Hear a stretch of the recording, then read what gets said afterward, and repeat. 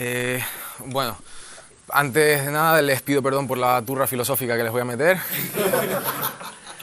Y bueno, yo vengo aquí a hablar del realismo moral, que vamos a definir en breve. Yo creo que el realismo moral es una posición filosófica muy importante porque yo considero que una persona no puede ser anarquista o no puede ser libertaria sin ser realista moral. Y no solo anarquista o libertaria, sino muchas otras posiciones políticas, ¿no? ¿Por qué? Porque si uno dice, el Estado no tiene derecho a hacer esto, uno está afirmando que existe tal cosa como un derecho. Si no existiesen los derechos, lo que estaría diciendo no tiene ningún sentido. ¿Qué está violando el Estado si el derecho no existe, por ejemplo? Entonces, eso por un lado. Yo creo que después la cuestión filosófica es muy importante, más allá de la economía y demás, que es como de lo que más se suele hablar en este tipo de círculos. Por poner el caso, hay muchos autores que hablan, por ejemplo, existen los bienes públicos, que se podrá discutir, eso es una cuestión, que existan los bienes públicos, que es la ciencia económica la que lo tendrá que determinar. Pero de que existan los bienes públicos no se sigue automáticamente que el Estado esté justificado. Ahí, entre medio de una afirmación y la otra, pues tiene que haber algún tipo de argumentación filosófica, de filosofía política o lo que sea. No se sigue del hecho económico una justificación moral que tenga el Estado para mandar. Entonces, bueno, por eso he elegido este tema. Entonces vamos allá. Primero vamos a hacer un par de aclaraciones conceptuales. Y bueno, dentro de la filosofía moral, sobre todo en la filosofía analítica, se divide en estos tres campos. La metaética, que es el campo del que vamos a hablar hoy, por eso hay un circulito en rojo.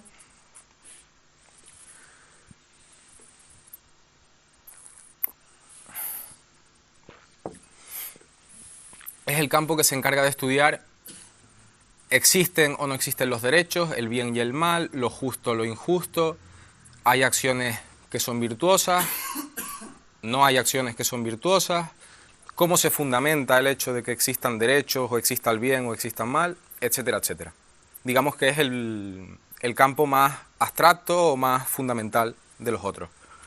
Luego estaría la ética normativa, que tiene que ver con cómo determinar qué acciones son buenas o qué acciones son malas. Por ejemplo, posturas las más conocidas, las más habituales dentro de la ética normativa son la deontología y el consecuencialismo. La deontología, bueno, a grandes rasgos, porque luego ya se puede sofisticar mucho la posición y demás, pero a grandes rasgos lo que vendría a decir es que es la acción en sí misma la que estaría bien o mal, independientemente de las consecuencias, mientras que el consecuencialista pues diría un poco lo contrario en este sentido, que lo importante para que una acción sea buena o sea mala es las consecuencias que vaya a tener. Y luego estaría la ética aplicada, pues que ya sería aplicar nociones de bien y mal, de justicia e injusticia, de derechos, etcétera, a cuestiones concretas.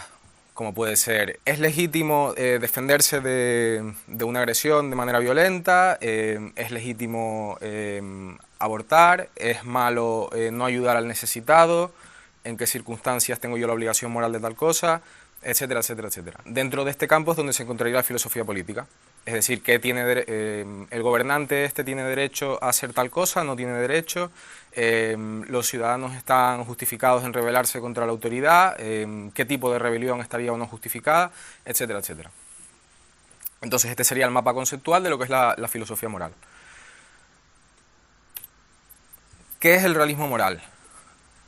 Lo podemos definir como, uno, los juicios morales expresan proposiciones. Una proposición es una frase cuyo contenido puede ser verdadero o puede ser falso. Es decir, no es la frase en sí, porque yo puedo decir el césped es verde o the grass is green, y la proposición es el contenido de la frase, da igual que la digas en un idioma, otro o lo que sea. Entonces cuando uno dice matar inocentes está mal, el realista moral lo que defiende es que esa frase, esa proposición tiene contenido de verdad o falsedad. Puede ser verdadera o puede ser falsa. Luego, algunas o muchas de estas proposiciones son verdaderas y podemos saber que son verdaderas. ¿Vale? Aquí no creo que haya mucho que explicar, yo creo que se entiende bastante fácil. Y luego la tercera, estas proposiciones son verdaderas en virtud de hechos objetivos, ¿vale? Serían las tres condiciones que tendría que cumplir el realismo moral, ¿vale?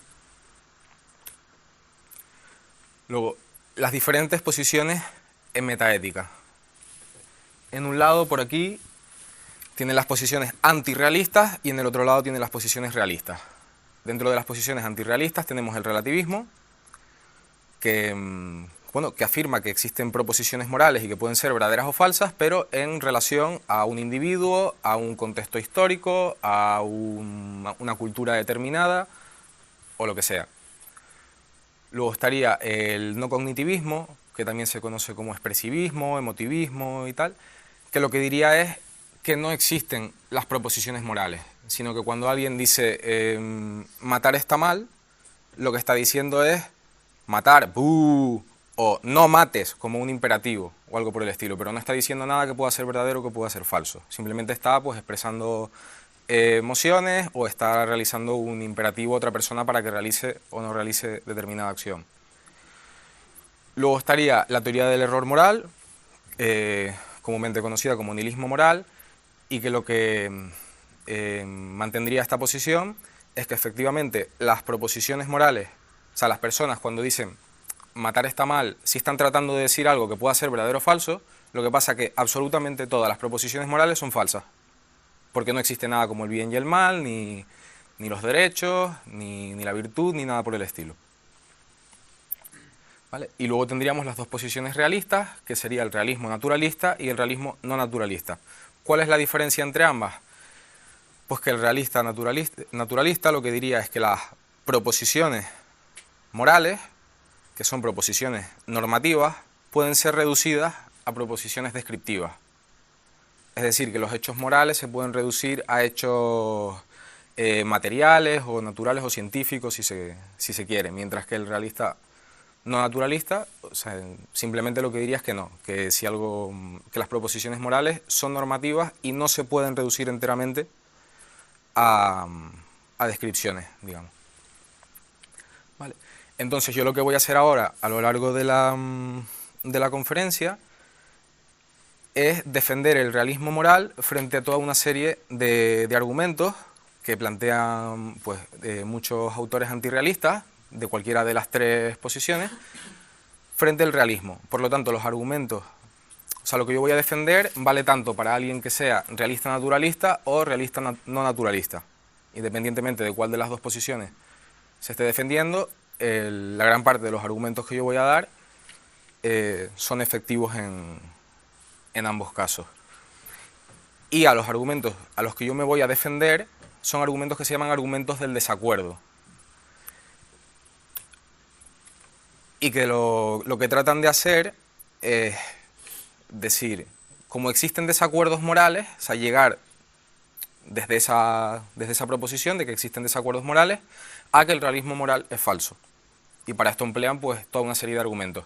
Aquí en la pantalla ahora mismo pueden ver la forma simple o estructura del argumento. De esta manera no hay muchos filósofos que la defiendan porque es muy fácil de defenderse o de refutar este planteamiento, como veremos ahora, pero para que se haga una idea de lo que tratan de hacer estos autores.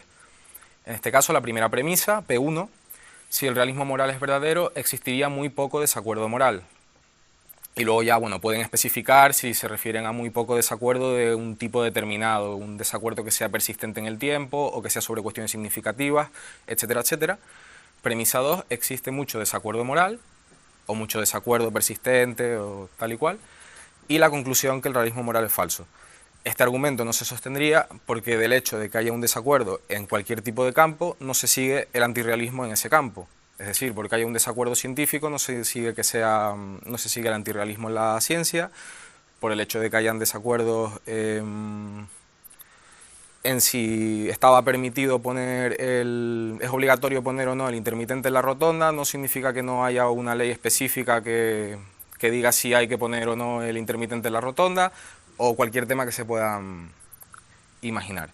Entonces, a partir de ahora vamos a empezar con el primero, de una serie de argumentos que ya son un poco más sofisticados que este básico. El primero, que además les va a sonar probablemente a nivel coloquial, lo hayan escuchado muchas veces o incluso en algún momento alguno de ustedes lo haya mantenido, se conoce como argumento de la tolerancia, que dice, premisa 1, en casos de desacuerdo transcultural sería intolerante suponer que nosotros estamos en lo cierto y que los otros están equivocados. Premisa 2, no debemos ser intolerantes. Premisa 3, por tanto, en casos de desacuerdo transcultural no debemos suponer que nosotros estamos en lo cierto y los otros están equivocados. Aquí la P3 está siguiendo de 1 y de 2. Premisa 4, si no debemos suponer que nosotros estamos en lo cierto y los otros están equivocados, el realismo moral es falso. Y la conclusión, por tanto, el realismo moral es falso. Este sería el argumento. Y bueno, coloquialmente lo han podido seguro escuchar muchas veces cuando están hablando de, por ejemplo, en determinada cultura hacen estas barbaridades y tal y cual, y una persona contesta no, pero ellos tienen su propio punto de vista, etcétera, etcétera. Y sería intolerante que tú les juzgases desde tu punto de vista occidental o cosas así por el estilo. Entonces, la primera respuesta que normalmente se suele dar a este argumento es que tiene problemas de autorreferencia, porque el antirrealista que está planteando este argumento utiliza la premisa 2, no debemos ser intolerantes. Sin embargo, el antirrealista no cree que sea objetivo que debamos o no ser intolerantes o tolerantes ni nada, porque no cree que exista tal cosa. Entonces, que el antirrealista tendría problemas, digamos, para presentar el argumento sin autocontradecirse. Sin embargo, yo no creo que esta respuesta sea una respuesta demasiado buena, porque simplemente el antirrealista lo que podría responder es que él estaba proponiendo el argumento como una crítica interna al realista.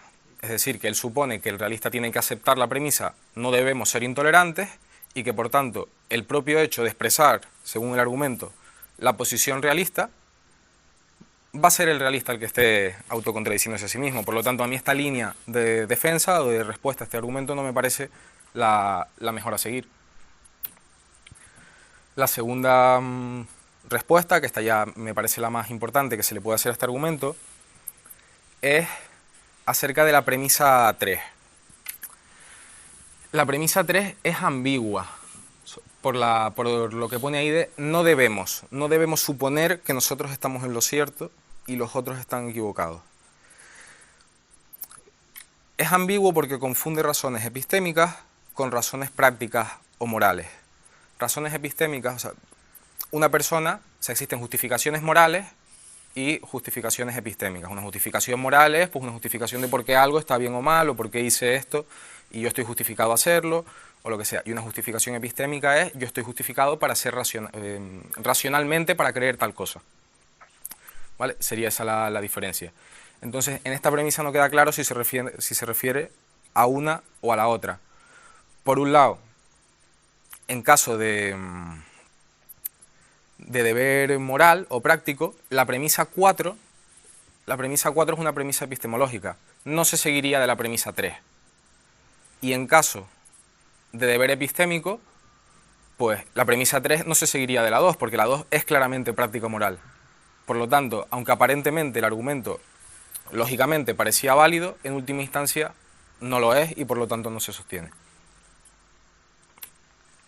La tercera respuesta, bueno, pues que al argumento se le puede hacer una reducción al absurdo, es decir, si el argumento efectivamente fuese correcto, se podría aplicar a cualquier otro campo. Entonces, si simplemente cambias el realismo moral por el realismo científico, sería intolerante ir a decirle allí a una tribu indígena, por ejemplo, o a un, bueno, o más fácil el ejemplo, a un terraplanista, si tú vas y le dices la Tierra es redonda, pues se seguiría que la Tierra no es redonda, porque se seguiría el antirrealismo con respecto a la forma de la Tierra. Por lo tanto, se puede hacer una reducción absurda del argumento pues con un montón de campos. Y luego, cuarta y quinta respuesta, P1 es directamente falsa, porque yo puedo estar en desacuerdo con alguien sin ser intolerante con él. Yo, por ejemplo, seguro que con muchos de ustedes que están en la sala voy a tener muchos desacuerdos acerca de un montón de cosas y no por eso voy a ser intolerante con ninguno de ustedes. Por lo tanto, la premisa 1 es falsa y luego la premisa 2 pues también es falsa, porque yo soy realista moral y yo no considero de que no debamos ser intolerantes. Yo, por ejemplo, yo creo que no se debe tolerar ni las violaciones, ni el asesinato, ni insultar de manera gratuita, ni determinados comportamientos. Y para que el argumento funcionase, esta premisa la tienen que expresar como un imperativo categórico, si no el argumento no se sostendría. Por lo tanto, desde que haya un contraejemplo, la premisa es falsa. Siguiente argumento. Argumento de la autoevidencia. Primera premisa. Si el realismo moral es verdadero, los hechos morales son autoevidentes o fácilmente deducibles de principios autoevidentes. Si los hechos morales son autoevidentes, existiría poco desacuerdo moral, existe mucho desacuerdo moral, por tanto el realismo moral es falso. Vale. Por autoevidentes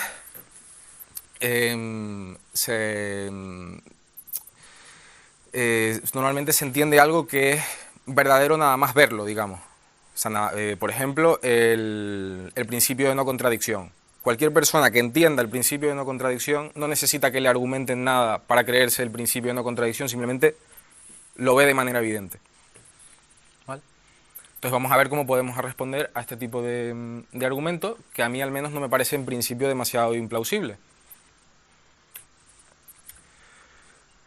La primera respuesta que se puede hacer es, bueno, dudar de P2. De que si efectivamente los hechos morales son autoevidentes, existiría poco desacuerdo moral, y para esto se puede poner en duda hay filósofos que niegan el principio de no contradicción, hay matemáticos que niegan el teorema de Pitágoras y un montón de ejemplos de este tipo, ¿no? Entonces, pues también se podría poner en duda de que algo, por ser autoevidente, vaya a llevar a la ausencia de desacuerdo, que exista muy poco desacuerdo. Sin embargo, a mí, en general, esto sí me parece bastante razonable. Al final, la mayoría de matemáticos aceptan el teorema de Pitágoras y la gran mayoría de filósofos y de personas normales aceptan el principio de no contradicción y este tipo de cosas. No parece haber realmente un gran desacuerdo al respecto.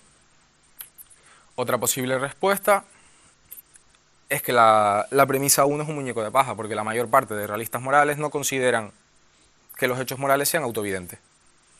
Entonces, si simplemente niegas eso, sino que tú tienes tu propia manera o tu propia teoría de cómo llegar a los principios morales, pues este argumento no te va a afectar. Además, tampoco parece haber una explicación clara de por qué los principios morales deberían ser o no autoevidentes. Y la última respuesta, porque por ejemplo en mi caso, yo sí acepto que algunos principios morales son autoevidentes. Pienso, torturar bebés está mal, para mí es autoevidente. De la misma forma que 2 más 2 es igual a 4. Entonces, en este caso, mi respuesta simplemente es que del hecho de que algunos principios morales, o muchos de ellos, puedan ser autoevidentes, no se sigue que todas sus aplicaciones concretas lo sean. Porque de aplicar el principio abstracto general a cuestiones concretas en el mundo real, hay mucha diferencia. Luego, pasamos al tercer argumento. Argumento de la inferencia a la mejor explicación.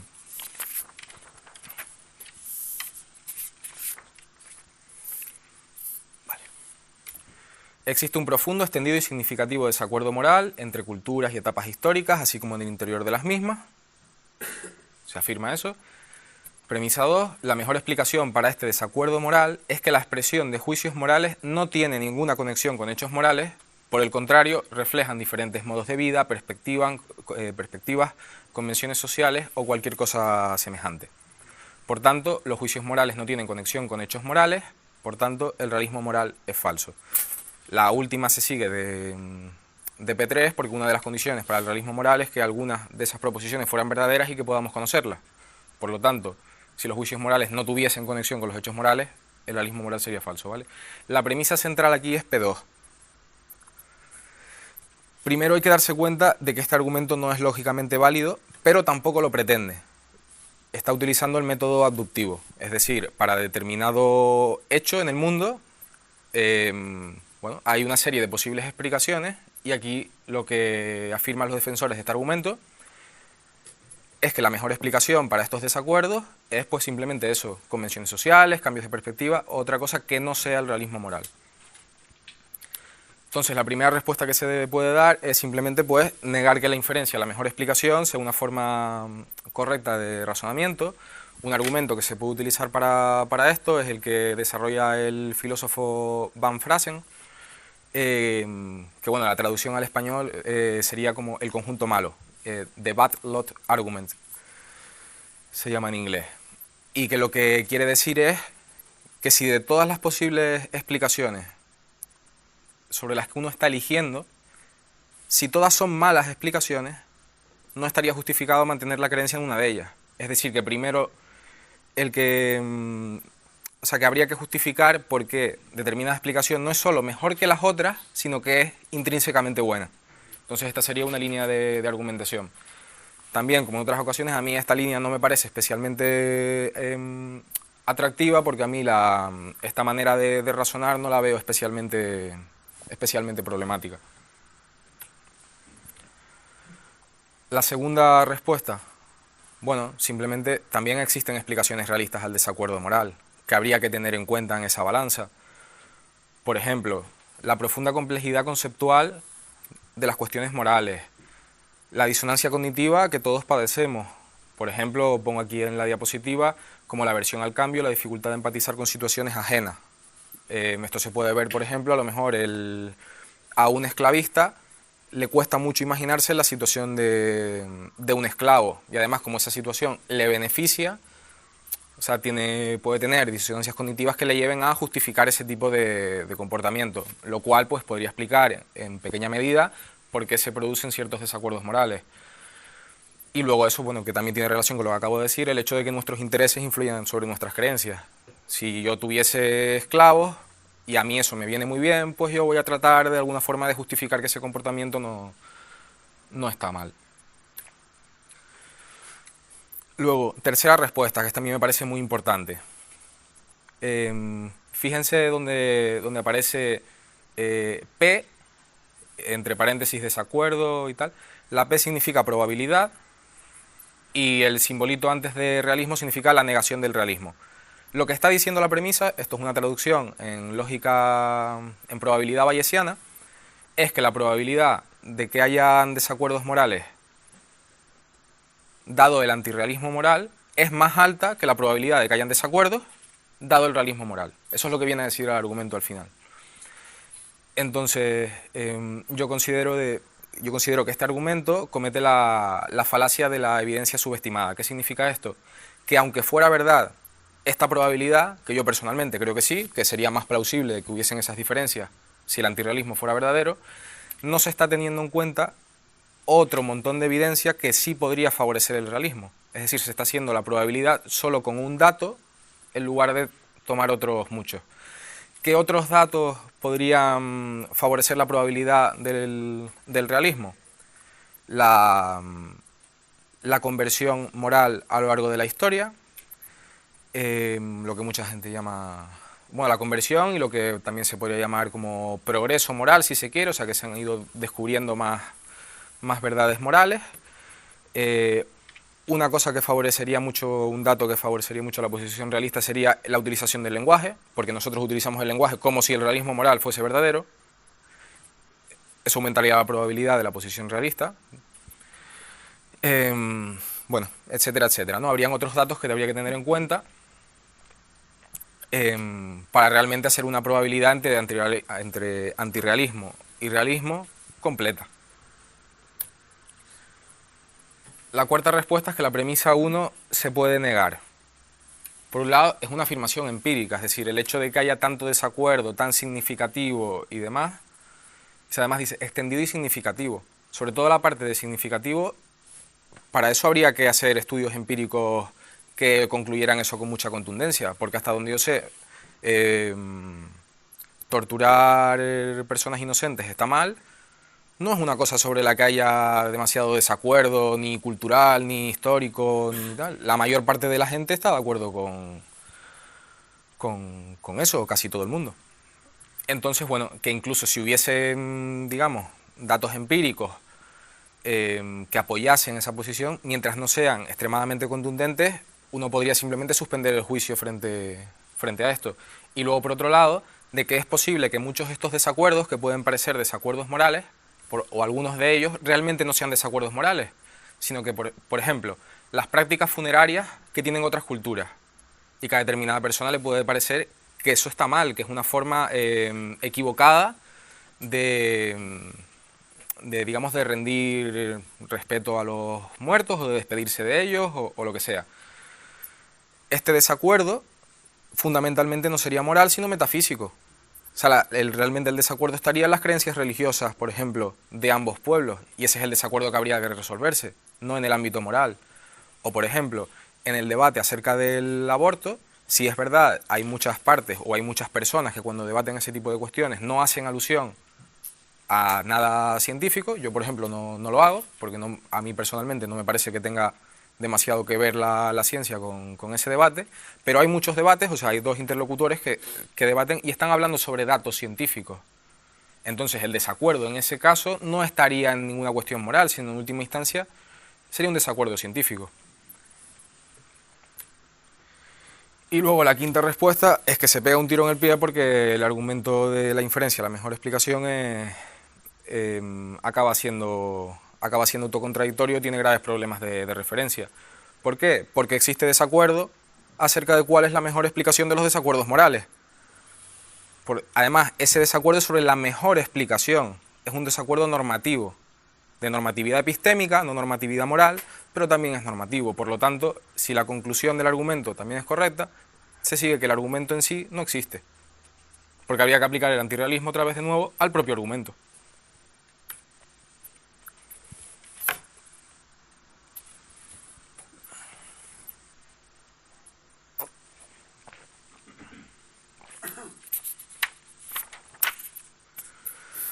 Vale, el argumento de la ausencia de método.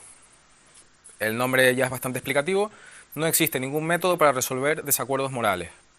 Premisa 2. Si no existe ningún método para resolver desacuerdos sobre X, no existe justificación para mantener creencias sobre X. Premisa 3. Por tanto, no existe justificación para las creencias morales. Conclusión. Por tanto, el realismo moral es falso. Vale. Yo creo que se entiende bien el argumento, no creo que haga falta explicar mucho. La primera respuesta que se le puede dar es pues simplemente afirmar que la primera premisa es falsa.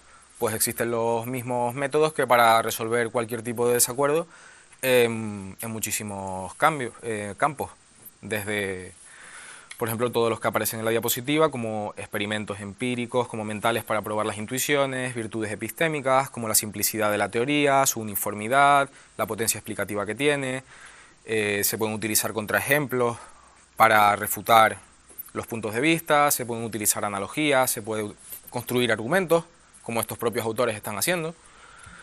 Se pueden hacer reducciones al absurdo, análisis conceptuales, análisis de probabilidades, y si sigo hablando, pues podría estar así toda la mañana, ¿no? Entonces, eso de que no hay un método para resolver los desacuerdos morales, a mí no me parece para nada convincente.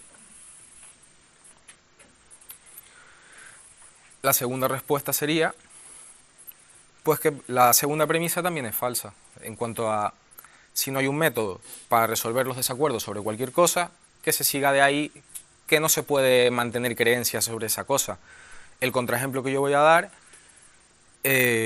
imagínense que hay un juicio y hay un acusado al que se le está acusando de matar a una persona.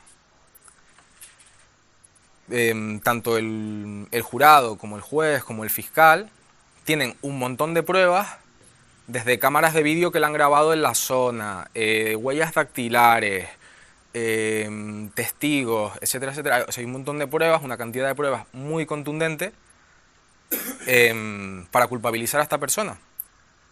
Pero él sabe que ese día él estaba jugando a la PlayStation. Él sabe que él no conoce a esa persona, que no tiene nada que ver con ese asesinato, y él se acuerda perfectamente de que ese día él lo que estuvo haciendo es jugar a la Play. Entonces, dado ese caso, tanto el acusado como el jurado, el juez, el fiscal y tal, ambos están justificados para mantener la creencia contraria. ¿Por qué? Porque el jurado tiene una cantidad de pruebas abrumadora Y él también tiene una cantidad de pruebas abrumadoras, que es su propia memoria. Y más si nunca ha tenido ningún tipo de problema de memoria, ni problema mental, etcétera. No tiene razones para dudar de su propia salud mental. Por lo tanto, ambos lados estarían justificados en mantener su creencia. Ahora bien, evidentemente, como las pruebas que tiene el acusado son privadas, porque él su memoria no la puede compartir con los miembros del jurado, no hay forma de resolver el desacuerdo. No hay forma posible de resolverlo. Pero no se sigue que no estén ninguno de los dos justificados en mantener la creencia, por lo tanto la premisa 2 es falsa. Y este es el quinto argumento que voy a tratar, que es el argumento del desacuerdo racionalmente irresoluble. Este se parece mucho al anterior, pero ya es como un poquito más sofisticado, digamos.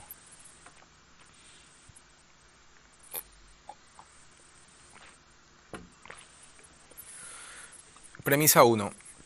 Es posible que existan desacuerdos racionalmente irresolubles sobre todas las creencias morales. Premisa 2. Si es posible que existan desacuerdos racionalmente irresolubles sobre X, no existe justificación para mantener creencias sobre X, por tanto no existe justificación para las creencias morales, por tanto el realismo moral es falso. Se sigue la misma estructura del anterior. ¿Qué significa desacuerdos racionalmente irresolubles? Ese es el primer problema que tiene el argumento. Porque habrían dos posibilidades.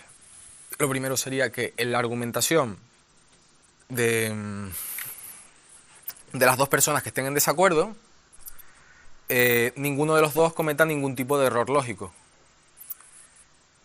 Pero claro, esto no puede ser verdad porque que yo diga el mundo empezó hace 5 minutos no tiene ningún tipo de error lógico y no parece ser una buena razón para que no pueda solventarse el desacuerdo. Es decir, hay infinidad de cosas que se pueden decir sin ser lógicamente erróneos. Entonces digamos que esta condición sería demasiado restrictiva. Y luego, sin ninguna clase de error, pues sería la segunda posibilidad. Pero claro, esta posibilidad sería una petición de principio a la posición realista, contra la que se efectúa el argumento, porque el realista ya piensa que las proposiciones morales pueden ser verdaderas o falsas y por lo tanto uno de los dos se está equivocando. Y si uno de los dos se está equivocando es un desacuerdo que potencialmente se podría resolver. Segunda y tercera respuesta tienen que ver con la premisa 2. Y aquí, bueno, una primera respuesta sería que se puede hacer una distinción entre justificación y eficacia dialéctica. Pues volviendo al ejemplo anterior del juicio, por ejemplo, el acusado estaría epistémicamente justificado en su creencia, pero la eficacia dialéctica que tendría es nula. Porque más allá de contarles, mira, yo estuve en mi casa y recuerdo haber estado en mi casa jugando a la Play y no he matado a nadie, no puede hacer nada para convencer a los demás. Entonces son dos cosas diferentes. Que yo esté racionalmente justificado, por ejemplo, para mantener la posición de realista moral, y otra cuestión es que yo tenga o no argumentos que puedan convencer a un autorrealista. Son cuestiones diferentes. Y luego,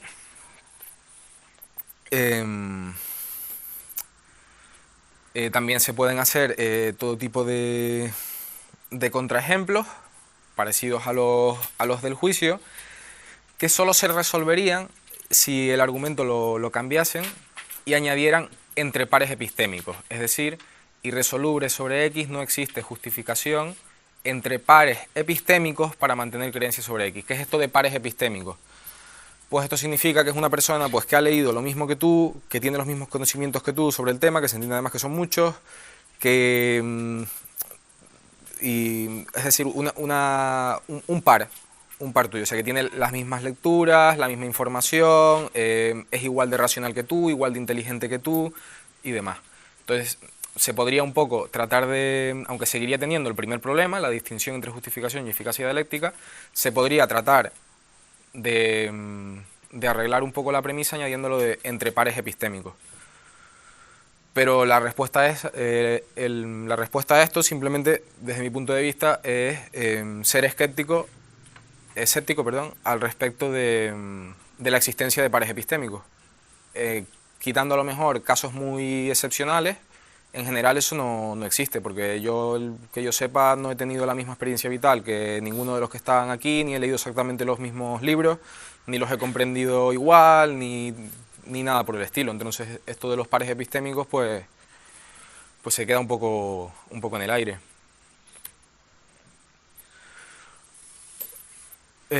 Cuarta respuesta, pues bueno, esto de que es posible que existan desacuerdos racionalmente irresolubles, pues como vimos antes, ya directamente pues es una petición de principio al realista, que ya es que no te va a aceptar esta premisa, porque forma parte ya de su posición.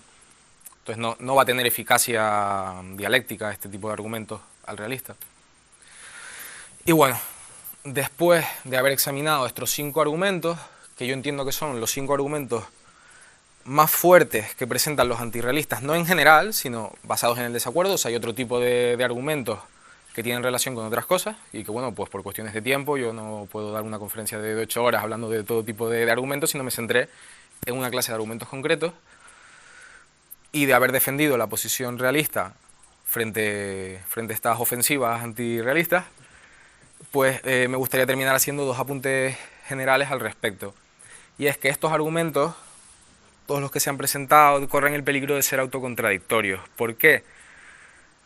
Porque si estipulan que del desacuerdo de alguna forma se va a seguir el antirrealismo, no solo ya se va a seguir el antirrealismo con respecto al propio argumento que estas personas están presentando, sino que se va a seguir en la propia metaética, que es el campo que normalmente los filósofos que hacen estos argumentos están especializados. Entonces, que tiene o puede tener este tipo de argumentos ciertos problemas así de autorreferencia y tal, entonces que hay que cuidarse mucho de eso.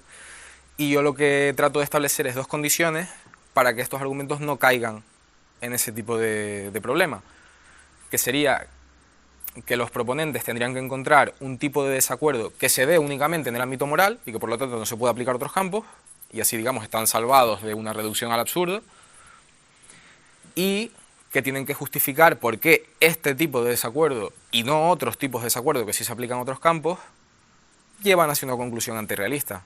Si hiciesen esto de manera efectiva, pues quizás los argumentos pues tendrían más peso y tendrían más eficacia dialéctica en realistas morales como yo. O sea, es decir, como si un antirrealista quisiera convencerme, lo primero que tendría que hacer es seguir estos pasos. Y luego el segundo punto es que todos estos argumentos parten del hecho, que es un hecho empírico, digamos, o sea, un hecho histórico, contextual, de que realmente existe desacuerdo moral y que existe tanto y a tan gran escala y demás. Entonces, que esto mismo entre sociólogos, historiadores y demás es un hecho controvertido. Mientras hay muchos que argumentan que sí y que proporcionan datos que van en esa dirección, hay otros que afirman lo contrario. Entonces, que para, digamos, que estos argumentos pudiesen levantar el vuelo en primer lugar, el realista lo que le va a pedir primero es que la evidencia que tenga de que esto realmente sucede y ha sucedido a lo largo de la historia, pues sea más contundente.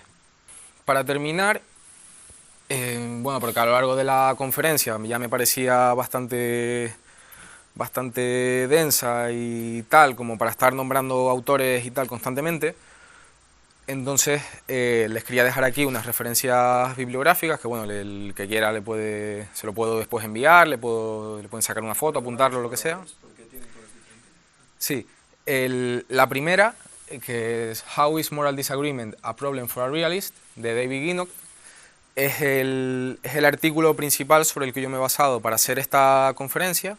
Entonces, a lo mejor alrededor de un 70% de los argumentos están desarrollados por este autor. Luego, los siguientes dos puntitos son libros introductorios. Por un lado, a la filosofía analítica, que yo recomiendo mucho el libro este de Michael Huemer, y por otro lado, a la metaética como campo en particular, tienen una introducción. Luego, los siguientes 3 puntitos son de autores antirrealistas. Moral Relativity, pues es uno de un relativista moral. El de Inventing Right and Wrong es de un nihilista moral.